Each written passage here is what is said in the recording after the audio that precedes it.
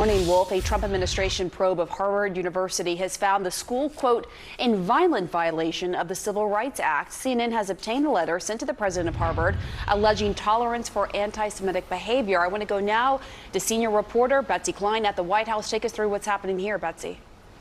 Well, Pamela, it's really a stunning development because it was just 10 days ago that President Trump himself said that a deal with Harvard University was in sight, could happen by the end of this month. And now his administration is saying that Harvard is in violation of the Civil Rights Act. So the task force to combat anti-Semitism, a multi-agency effort within the Trump administration, has completed its investigation into Title VI and Harvard's compliance with that. And what Title VI says is it prohibits discrimination on the basis of race, color, national origin from any programs or entities receiving federal funding. And that investigation has concluded, as you mentioned, that Harvard is in violent violation, it says, of that Title VI.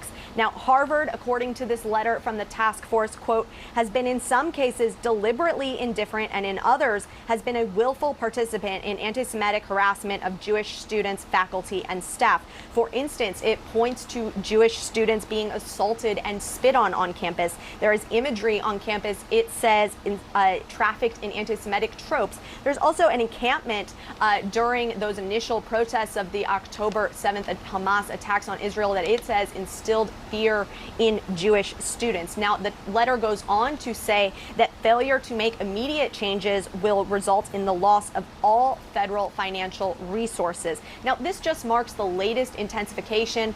The Trump administration is embroiled in two different lawsuits with Harvard University, but it also comes, as I mentioned, the president said on July 20th that Harvard had been acting extremely appropriately and they were on the verge of a historic settlement. Of course, that seems far from in place.